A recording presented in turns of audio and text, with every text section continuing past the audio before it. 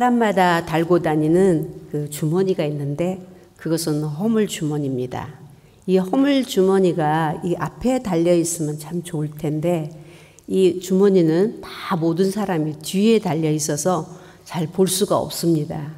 그러니 내 주머니는 볼 수가 없고 내 앞에 사람 주머니만 계속 보는 것이죠. 그러다 보니까 내 주머니는 못 보고 남의 주머니만 보니까 남의 주머니가 훨씬 더 커 보이는 것입니다. 예수님께서도 내 눈에 있는 들보는 잘 안 보이고 남의 눈에 있는 티가 보인다라고 말씀했습니다. 그럴 수밖에 없는 거죠. 주머니가 내 앞에 있었더라면 내가 먼저 볼 텐데, 내 눈을 내가 늘 볼 수 있더라면 내 거 먼저 알 텐데, 불갑을 내 눈에 들어있고 내 뒤에 있는 것이라서 볼 수 없는 것이 당연한 것이죠. 70대에서 80대 어르신들이 이제 동창회가 있어서 모였는데 어느 한 분이 굉장히 주글주글하게 많이 이제 늙으신 분이 계신데 그 앞에 있는 친구를 딱 보니까 친구가 형편없어. 친구가 어이 어떻게 자네는 몇 년 사이에 그렇게 바싹 늙어버렸는가? 이렇게 물으니 그 친구 대답이 아니 어찌하여서 자네는 몇 년 만에 그렇게 얼굴이 종이 조각 되어버렸는가? 이렇게 말했다고 합니다. 맞습니다. 우리는 잘 안 보이거든요. 우리 상대가 많이 늙은 것 같이 생각이 드는 거고 그리고 내 것이 보이지 않기 때문에 남의 것을 먼저 발견하는 게 되는 것입니다. 그래서 주님은 지혜로운 자는 다른 사람의 허물 주머니를 보고 아, 내 허물도 저렇게 했구나 라고 생각하고 미련한 자는 자기의 허물 주머니는 생각지 아니하고 앞에 있는 허물 주머니에 대해서 논한다고 합니다. 허물 주머니는 죄악 주머니입니다. 예, 세상에 죄 없는 사람 단 한 사람도 없습니다. 할렐루야. 예. 그러니 허물 주머니도 없는 자 단 한 사람도 없습니다. 어느 누구든지 이 세상의 모든 사람은 다 죄를 가지고 있습니다.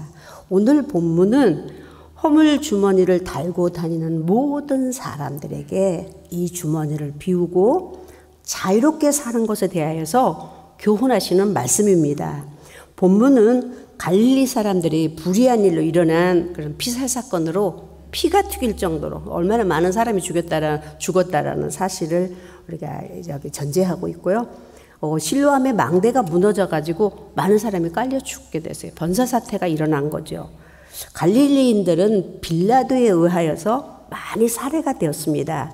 그 피가 얼마나 많이 튀었는지 재물에까지 섞였다라고 지금 예수님께 충격적인 보고를 하고 있는 내용입니다. 이것은 그때 당시에는 새삼스러운 것은 아닙니다. 왜냐하면 유대인들은 로마의 지배하에 속국을 삼아 있기 때문에 항상 유대인들은 나라의 독립을 위하여서 늘 투쟁을 일으키게 되는 것이고 또 그들은 독립까지만 유대인들이 볼 때는 독립까지만 로마에서 볼 때는 반란자예요. 반역자죠. 하기 때문에 그 반역자라고 여겨서 수많은 사람들을 끊임없이 잡아다가 그들을 학살하게 되었습니다. 그 학살하는 일들이 흔한 일들이었어요. 얼마나 많이 죽였다는 사실을 우리가 알 수 있는 것은 그 재물에 피가 튀겼다라 할 정도로 많이 죽었고 또 실로암 망대가 무너져서 날벼락 같은 이런 불상사가 일어난 것은 오늘날도 우리가 지구에 살고 있는 한은 병고와 질병과 또 변종에도 변종, 뭐 홍수, 지진, 태풍, 더더구나 막 우박에다가 또 싱크홀이 일어나서 갑자기 뭐 빌딩이 내려앉거나 뭐 말할 수 없는 엎친 데 겹쳤다고 그러죠. 질병 하나도 지금 우리가 이기기 어려운 이 중에 이런 천재지변까지도 우리가 위협을 받고 있는 상황입니다. 우리가 살고 있는 이 땅은 과거에도 그랬고 지금도 그렇고 앞으로도 그렇게 일어날 수 있는 불행들입니다. 이런 사건, 사고 또한 이 재앙의 질병에 대해서 지금 일어난 이 사건을 통해서 유대인들이 가지고 있는 관점이 있었습니다. 유대인들이 보는 관점 또한 하나님께서 이것에 대해서 바라보시는 관점에 대해서 지금 예수님은 우리에게 교훈하시는 오늘의 말씀입니다. 유대인들이 가지고 있는 관점은 어쩌면 저희들과 똑같은 관점이라고 생각합니다. 그들의 관점은 이 모든 불행한 일들은 그 당하는 그 사람들만의 죄라고 죄의 원인이 있다고 생각하는 겁니다. 유대인들은. 쉽게 말해서 죄가 많아서 저렇게 당한 거다. 그거는 네 죄 때문이야. 네가 당하는 건 네 죄 때문이다 라고 이렇게 여기면서 그리고 믿었고, 용케도 그 불행에서 우리가 불행일 당치 않은 자는 나는 불행일 당하지 않았어. 그러니 나는 무죄자야. 나는 죄가 없어 라고 핑계 겸 위로를 삼았던 사실입니다. 오늘날에도 많은 사람들의 생각, 어쩌면 제 생각일 수도 있습니다.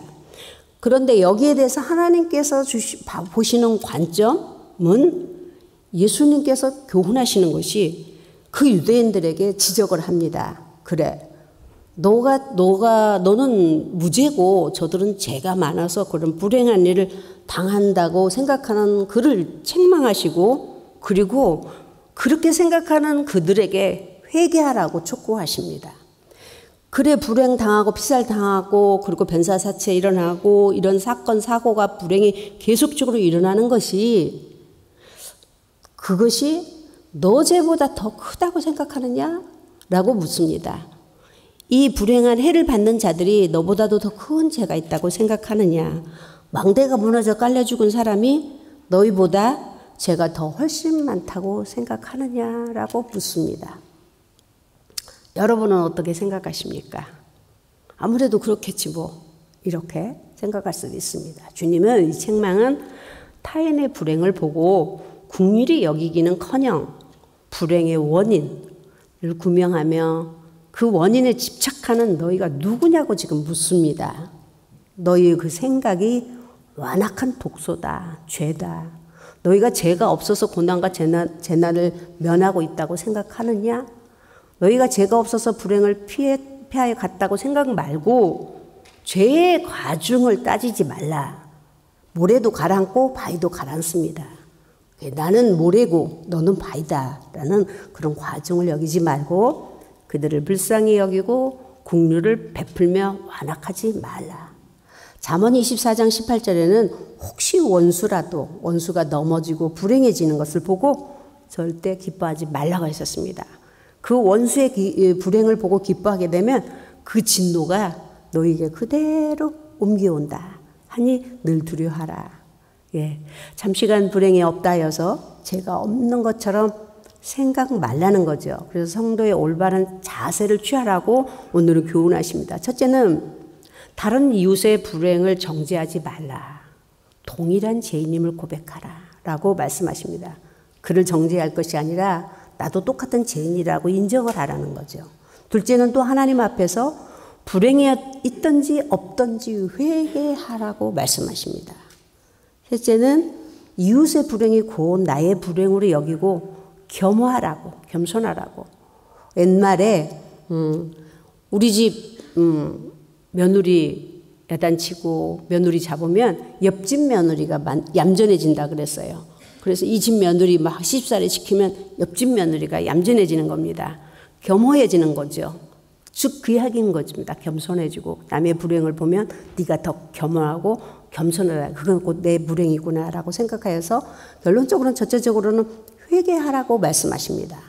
회개는 나를 돌아보는 거고 마음을 바꾸는 것이라고 그랬고, 회개는 나의 잘못을 시인하고 고백하는 것이고, 또한 더 나아가 회개는 죄를 끊고 방향을 바꾸는 것이, 방향을 전하는 것이 회개입니다.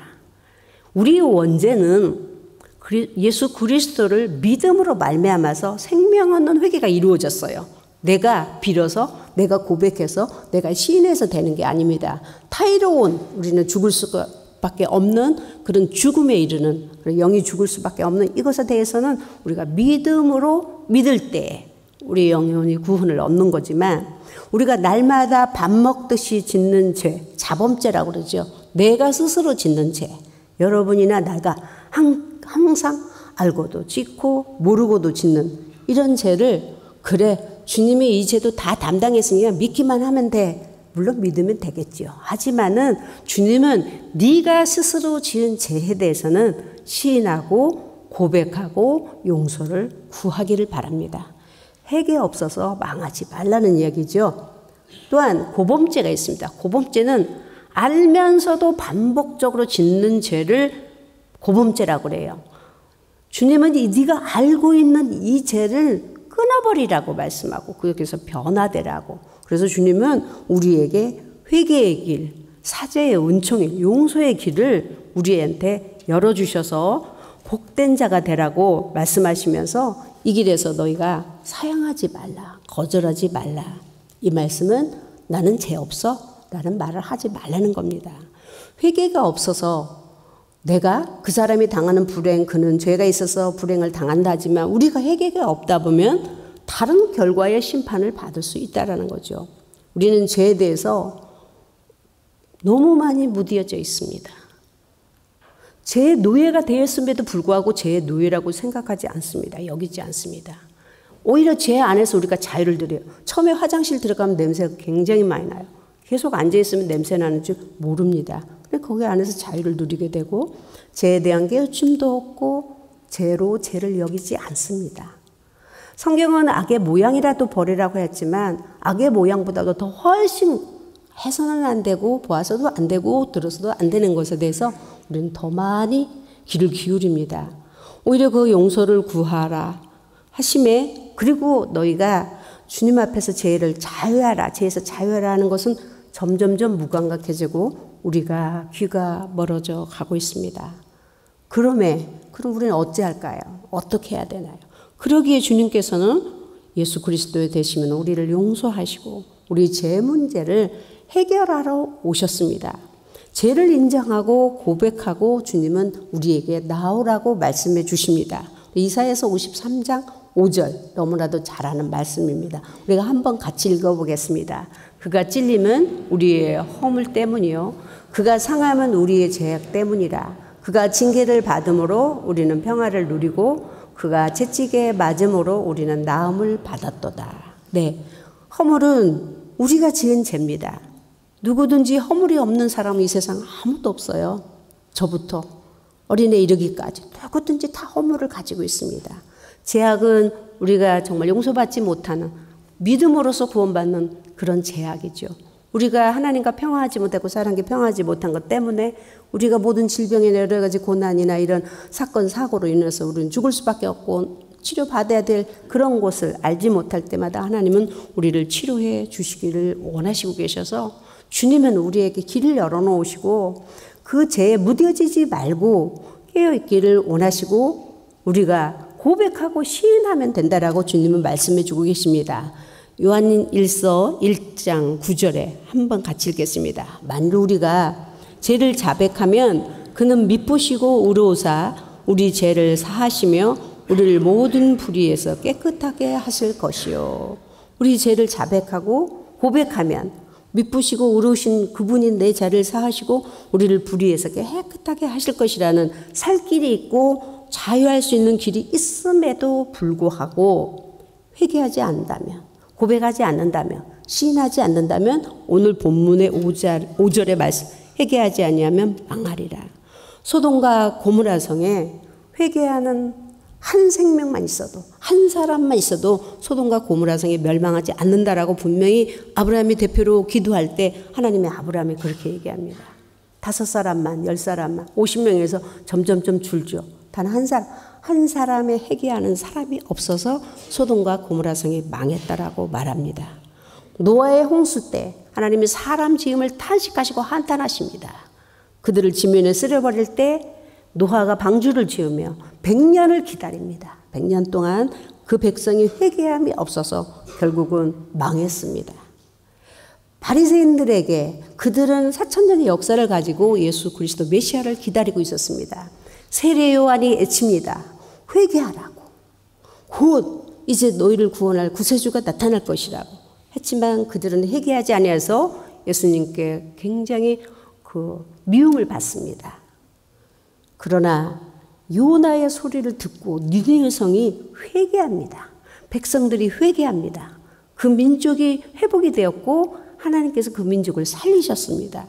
우리는 사죄의 은총을 받았습니다. 이미 마땅히 회개 예배를 드려야 되고 내 영혼을 위하여서 하나님께 구해야 되고 다른 영혼을 위해서 구해야 되고 또한 한 영혼의 죽음에 긍휼히 여기지 못한 것 죽어가는 다른 영혼에 대해서 애통도 없고 심지어는 한 영혼을 해방하고 한 영혼에게다 상처기를 다 내서 아주 한 영혼이 견디지 못하게 일어설 수 없도록 짓밟아버리고 한 영혼에게 살리게 한 복음도 전파하지 아니하고 나로 하여금 한 영혼의 교회에 정착하지 못하게 하는 이루 말할 수 없는 죄들을 우리가 다 짓고 있습니다.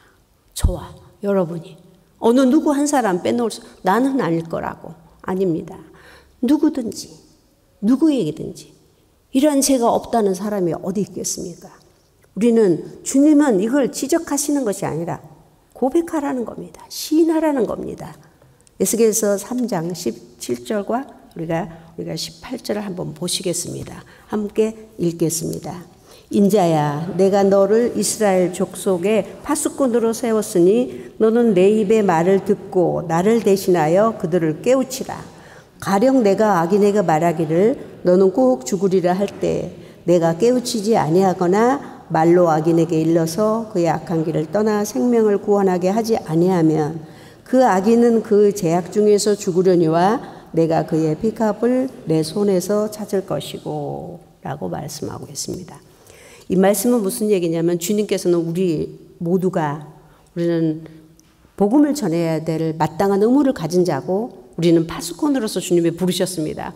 우리는 이미 이제는 바꿀 수 없는 만인 제사장이 되었어요. 여러분이 제사장만 드릴 수 있는 제사를 여러분이 자체에서 여러분 스스로가 다 드릴 수 있기 때문에 우리는 한 영혼에게 복음의 씨앗을 뿌려야 될 의무가 있고 한 영혼을 위해서 기도해야 될 의무가 있고 지금도 수많은 영혼들이 질병으로 그런 여러 가지 사태로 얼마나 많이 죽어가고 있는지 모릅니다. 그런데 주님 말씀하시기를 혹시 그 악인이 있어서 이제 곧 죽게 될 때에 그 악인에 가서 얘기해 주라는 거죠. 네가 악을 행했기 때문에 죽게 되었다라고 해서 그를 깨우치게 하든지 그 말을 전하든지.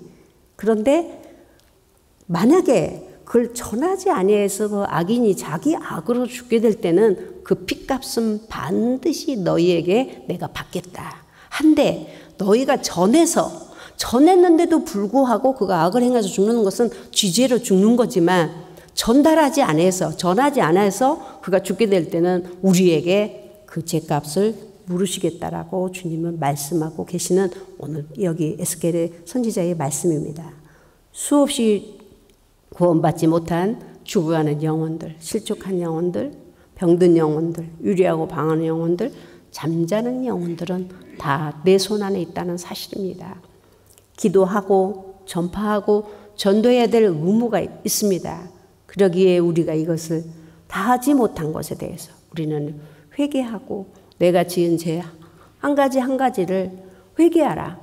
주님은 우리에게 회개를 책망하시는 것이 아니라 자유하라고 고백하고 시인하고 그리고 하나님께 고하여서 네가 거기에 올무에 걸려 있지 말라는 겁니다. 그 허물 주머니를 다 비워버리라는 겁니다.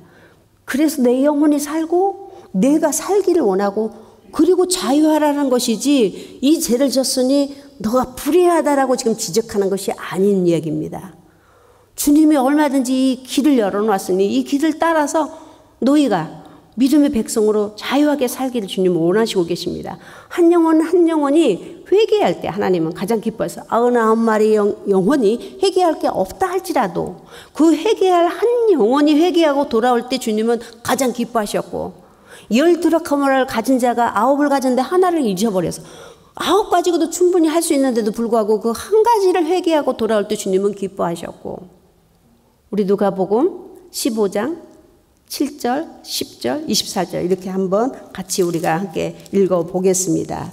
7절 내가 너희에게 이르노니 이와 같이 죄인 한 사람이 회개하면 하늘에서는 회개할 것이 없는 의인 99을 말미암아 기뻐하는 것보다 더하리라. 10절 내가 너희에게 이르노니 이와 같이 죄인 한 사람이 회개하면 하나님의 사자들 앞에 기쁨이 되느니라.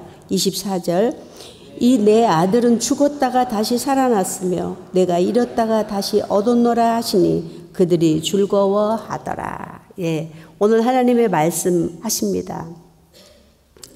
99이 회개할 게 없다고 하는 사람보다도 나는 죄인입니다라고 고백하고 회개하는 한 사람이 돌아올 때 하나님은 하늘의 천국에서 잔치를 베푸시고 그를 안아주시고 그를 품어주시고 기뻐하시고, 아까도 전주에 마지막에 탕자의 얘기가 나오시고 죽었다 살아난 내 아들을 잃어버렸다 다시 찾은 아들이라 한 그 아들은 탕자죠. 아버지 재산을 다 자기 분깃을 달라고 그러니 아버지가 여러 번 권면을 했겠죠. 함에도 불구하고 아버지가 불구합을 줍니다. 자기 인격대로 살겠다, 자기 중심대로 살겠다, 자기 마음대로 살겠다 해서 그리하라 했어요. 그래 재산을 가지고 나가서 허랑방탕한 생활로 다 낭비해버리고 갈 곳이 없습니다. 그래서 겨우 간 곳이 돼지를 키우는 곳에 가서 일을 합니다. 돼지 키우는 곳에서 일을 하나 한 끼 먹을 것이 자기에게 돌아오지 않습니다. 할 수 없어서 돼지들이 먹는 사료, 쥐염 열매를 같이 먹습니다. 먹으면서 내가 아버지 집에 가면은 머슴도 이건 안 먹고 살 텐데, 이건 머슴보다 훨씬 나을 텐데, 그래 내가 아버지한테 염치가 없지만 내가 돌아가야지. 그거 회개가 아닙니다. 그죠? 돌아가야지. 이래야 될 텐데 저래야 될.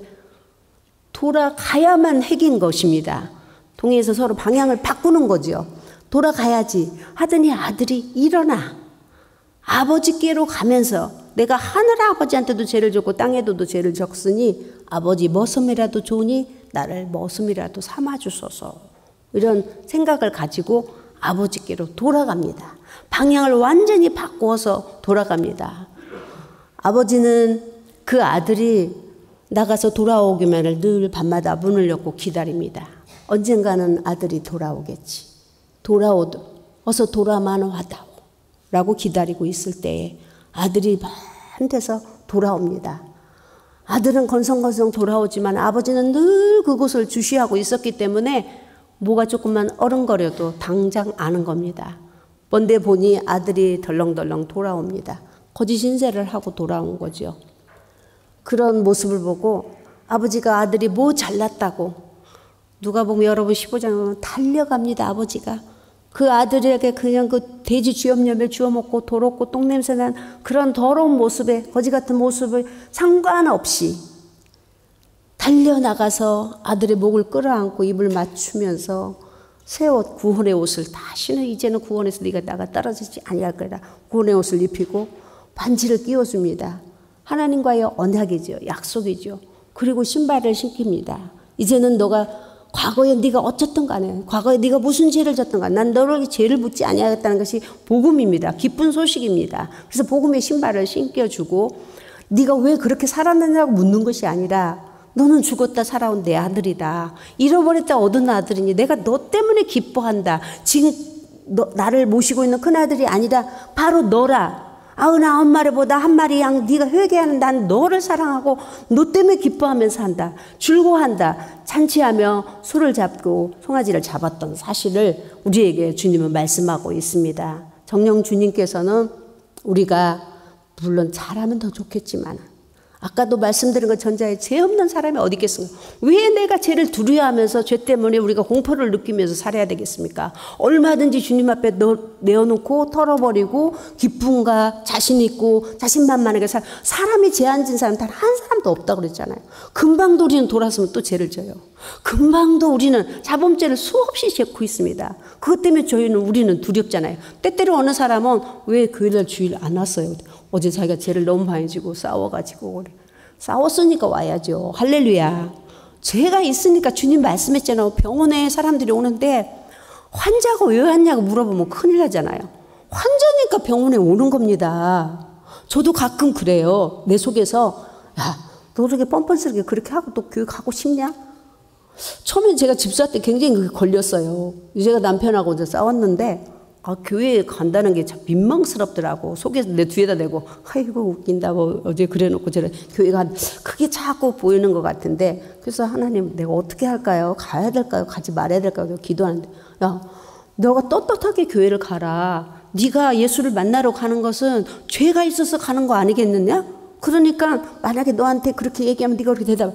제가 담대해졌죠. 그렇게 물어보기만 하면은 그래 나는 죄 져서 가는 거야. 당신 죄 없어? 이렇게 말을 하겠는데 안 물어보더라고요. 그래서 혼자 교회로 간 적이 있습니다만은 주님 마태는 그랬잖아요. 환자들이 쭉 오니까 와 저 귀신 들린 자들 뭐 죄인들 다 오는 것 봐. 막 이렇게 얘기했는데 누가는 의사라고 와 병든 자들 엄청 오네. 이러더니 예수를 만나니 모두가 다 치료받고 가더라. 오늘의 말씀은 하나님이 너희가 왜 죄 졌냐고 책망하시고 정죄하는 것이 아닙니다. 여러분이 조그마한 거라도 마음에 껄찍찍하고 꺼림칙하고 이것 때문에 자꾸 올무가 되고 내가 두렵고 이것 때문에 자유하지 못하다면 오늘 허물 주머니를 다 털어버리라는 겁니다. 할렐루야. 우리가 밥 먹듯이 죄를 짓듯이 밥 먹듯이 내놓으면 돼요. 그리고 자유하시면 됩니다.